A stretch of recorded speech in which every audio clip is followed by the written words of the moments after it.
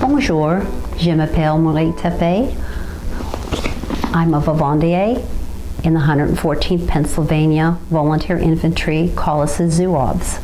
I'm better known as French Mary. Today, I would like to explain to you in more detail about the medals that I wear on my shell jacket. The first one that I would like to tell you about is my Army of the Potomac Corps Badge. Now, the Corps Badge has all of the corps and all of the symbols. The first is a circle, the second is a trefoil, the third is a diamond, the fifth is a Maltese cross, the sixth is a regular cross, the ninth is a shield with a cannon and an anchor, the 11th is a crescent moon, and the 12th is a star. There also, usually every corps had 3 divisions, 1st, 2nd, and 3rd, and they were colored red, white, and blue. Now, I am in the 3rd Corps, 1st Division, so I will be wearing a red diamond. The badge, the Corps Badge, originated from a General Philip Kearny.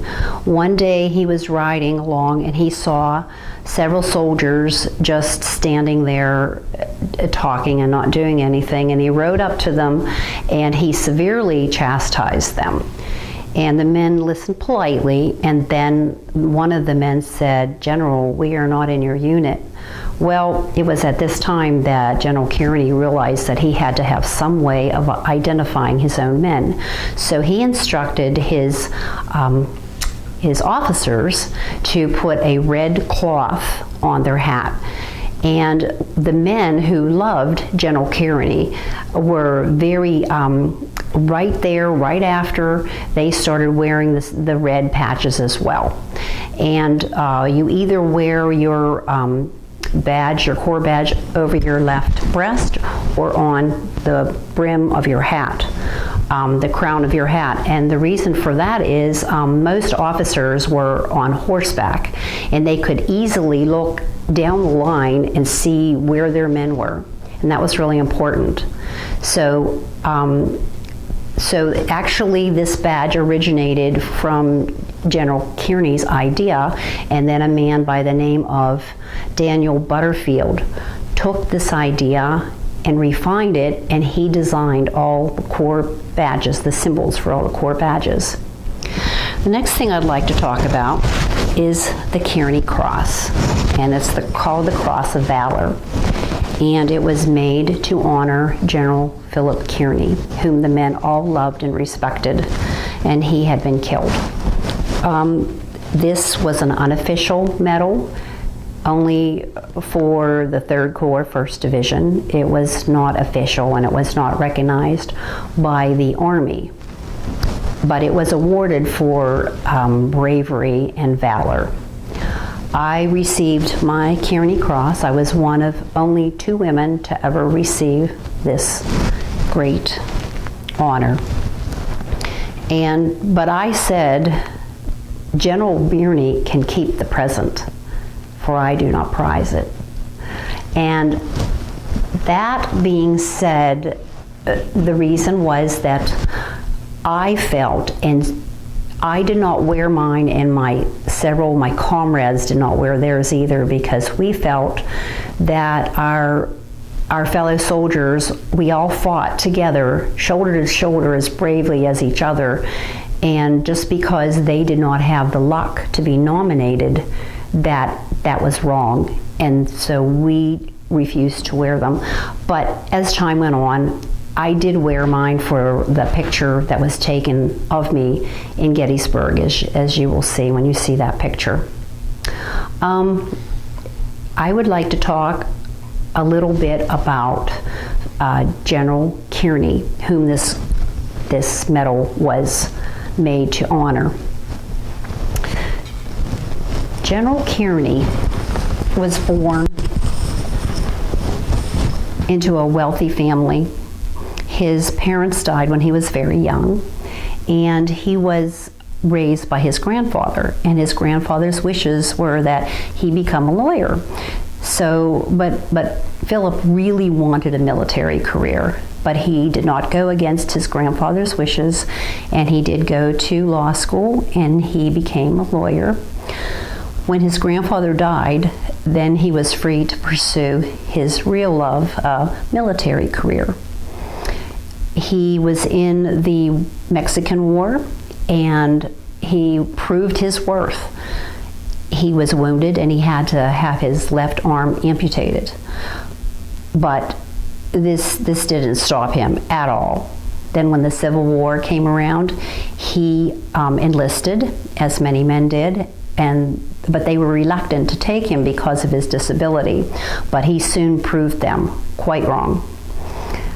General Kearney was said, Lieutenant General Winfield Scott said of General Kearney, "He is the bravest man I have ever known and the most perfect soldier."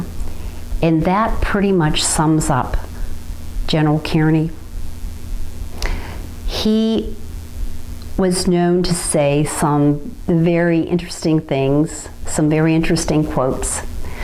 I have to say the men loved him, and he was very inspiring, and they felt completely brave and safe with him. And as I said, I have some very interesting quotes that he was said to have said. He said, "My men would follow me to hell," and we would have. That's how much we loved him. He said, "I'm a one-armed Jersey son of a bitch, follow me." And he was also known to say, "Don't worry, men, they'll all be firing at me." He would lead the charge saying these things, and he would have his sword in his hand and the reins in his teeth, and he would lead the charge, and he was quite the man. He had a real dislike of General McClellan because of his penchant for retreating and not fighting. Well, it was at the Battle of Malvern Hill when General McClellan again called for a retreat.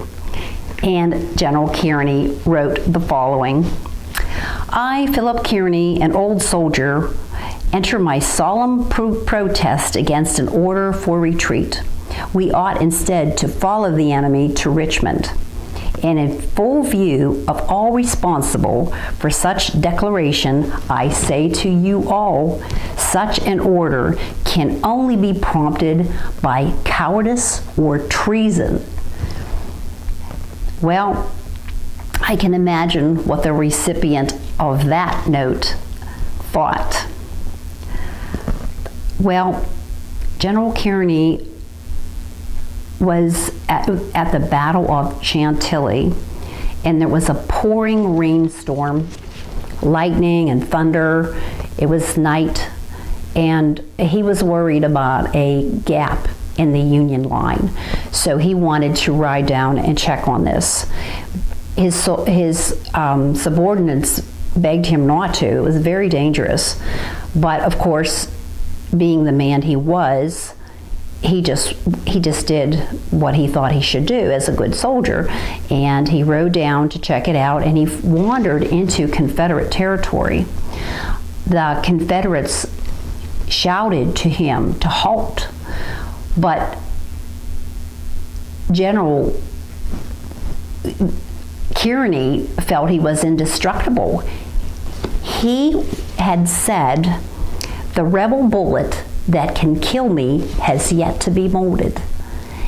So unfortunately, that way of thinking actually led to his death. When they told him to halt, he wheeled his horse around and was making back from whence he had come, and he was shot by 12 muskets. And he was killed. The Confederates took his clothes and his boots because they were cold and they had no clothes and no boots. And his soldiers came to find him, and they found him dead. And one of the soldiers cried out, "General Kearny deserves better than to die in the mud." Well, word got back to General Robert E. Lee, who had a great admiration for the man himself. And he ordered his soldiers to return the man's clothing and allowed them to take his body back to be buried. General Kearny was a man that I much admired, as did all of my comrades. He was fearless, he was brave, he was larger than life. And that is what this medal is commemorating, the type of man that he was. He was the perfect soldier. I'm Cindy McShane. I'm a living historian. If you enjoyed this video, please like and share and help me to get this out about French Mary and her story and the 114th story and all the heroes of the Civil War. I thank you. Au revoir.